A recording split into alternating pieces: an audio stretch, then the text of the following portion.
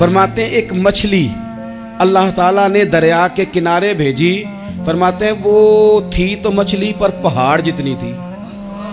بخاری میں لفظ ہیں، حضرت جابر ابن عبداللہ رضی اللہ تعالیٰ عنہ فرماتے ہیں 300 آدمی 18 دن تک اس مچھلی کو کھاتے رہے، مچھلی ختم ہی نہیں ہوئی۔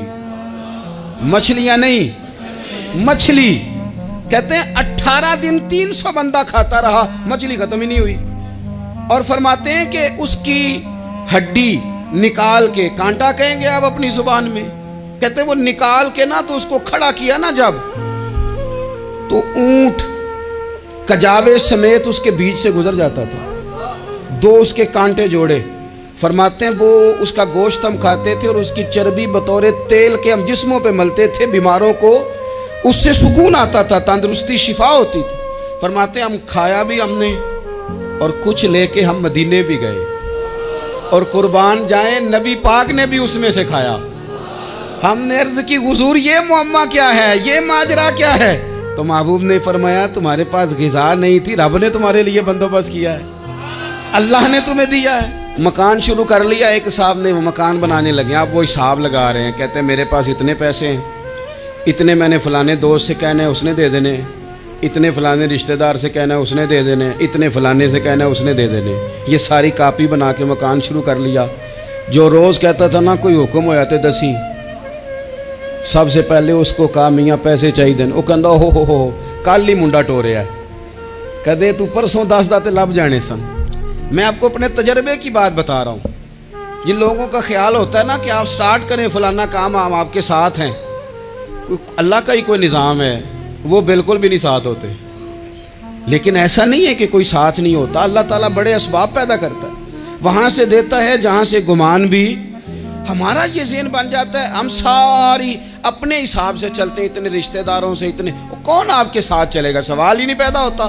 یہ سارے کام چھوڑ کے سب سے پہلے 2 رکعتیں پڑھو، اپنے رب کی بارگاہ میں، رسول کائنات کی بارگاہ میں گزارشات اور استغاثے پیش کرو، وہاں سے خیر طلب کرو۔ دنیا دار کیا دیں گے، کیا دے سکتے ہیں، کیا حیثیت ہوتی ہے کسی، اللہ کہتا ہے وہاں سے دوں گا۔ تو جو اللہ مال دے وہ لینا چاہیے کہ رشتہ داروں کا مال دیکھنا چاہیے؟ جو اللہ دے وہ لینا چاہیے کہ سیٹھوں نوابوں کی جیبیں دیکھنی چاہیے؟ جو اللہ دے وہ قبول کرنا چاہیے یا دیکھنا چاہیے کون سا آدمی کہاں پہنچ گیا؟ چھوڑو، اپنی مٹی پہ چلنے کا سلیقہ سیکھو۔ کسی کے سنگ مرمر پہ چلو گے تو پھسل جاؤ گے، پھسل جا۔ اس پر ایک اور بات عرض کر دوں، صحیح بخاری سے، مسلم سے ایک اور بات۔ کچھ چیزیں ایسی ہیں جن سے اللہ کی مدد آتی ہے، مدد ملتی ہے۔ ایک چیز ان میں سے ایسی ہے جس سے بہت مدد نازل ہوتی، وہ ہے کہ جب رب آپ کو دے نا تو پھر آپ بھی اس کے رستے میں دیں، پھر مدد آتی ہے، پھر اور آتا ہے۔ بخاری مسلم میں حدیث ہے، یہ زیادہ ہی توجہ طلب امر ہے، اس پر آپ غور کریں گے۔ حضرت ابو ہریرہ فرماتے ہیں کہ نبی پاک علیہ السلام نے فرمایا ایک شخص نے بادلوں کے اندر سے آواز سنی کہ فلاں آدمی کا کھیت اور باغ خشک ہو گیا ہے، وہاں برسو اور اس کے کھیت کو سیراب کرو۔ وہ بڑا حیران ہوا کہ بادل سے آواز آ رہی۔ پھر اس نے دیکھا کہ ایک پہاڑی پر بارش ہوئی، وہ بادل وہاں برسا، پھر نالیوں سے ہوتا ہوا پانی ایک طرف چلا۔ تو جس نے آواز سنی تھی، حضور بیان کر رہے ہیں، وہ بھی پیچھے پیچھے چلا کہ پانی کدھر جا رہا ہے۔ اس نے جا کے دیکھا کہ ایک مقام پہ ایک باغ کو وہ پانی لگ رہا ہے اور ایک آدمی وہ پانی لگا رہا ہے۔ اس نے اس سے پوچھا تیرا نام کیا ہے؟ اس نے کہا کیوں؟ کہنے لگا بتا نا۔ اس نے نام بتایا تو کہنے لگا یہی تو وہ نام ہے جو میں نے بادلوں کے اندر سے سنا ہے کہ فلاں کے کھیت کو پانی دے دو۔ اس نے کہا یار تو کیا عمل کرتا ہے کہ اسپیشل تیرے لیے بارش برسے؟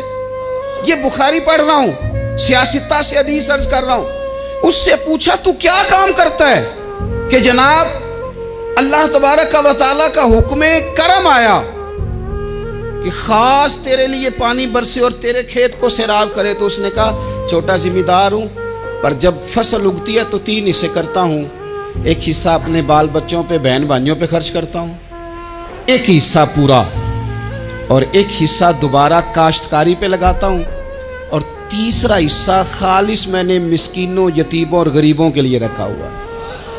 وہ جو تیسرا حصہ، اللہ کرے آپ سمجھے، وہ رب کے بندوں پہ تیسرا حصہ خرچ کرتا ہے نا، تو کریم مالک نے فرمایا جہاں سے غریب کا حصہ جاتا ہے وہ کھیت خشک نہیں رہنا چاہیے، وہ جہاں سے مسکین روٹی کھاتے ہیں وہ خشک نہ رہے، جہاں سے یتیموں کو کچھ آتا ہے کہیں اس کی فصل رہ نہ جائے۔ میں اور آپ بھی اگر اپنے مال میں مسکینوں، یتیموں، غریبوں کے حصے رکھ لیں گے تو فصلیں خشک نہیں رہیں گی، ان کے اندر تازگی آئے گی، نور آئے گا، کرم آئے گا، خاص کر خدا کی رحمت برسے گی۔ مدد اللہ سے چاہیں، اپنی توجہات کا مرکز رب رسول کی ذات کو بنائیں، پھر آپ محسوس کریں گے کہ بڑی جلدی اللہ تعالیٰ کی مدد آنے لگی ہے۔ کبھی آپ صرف کہہ دیں نا میرا رب میرے ساتھ ہے، اس لفظ میں اتنی طاقت ہے کہ دشمن ویسے زہر ہو جاتا ہے۔ زندگی میں کسی سے بھی لڑائی ہو اچھی طرح سوچ لیں کہ اللہ اس طرف ہے یا اس طرف ہے۔ اگر آپ زیادتی پہ ہیں تو پھر رب مظلوم کی جانب ہے۔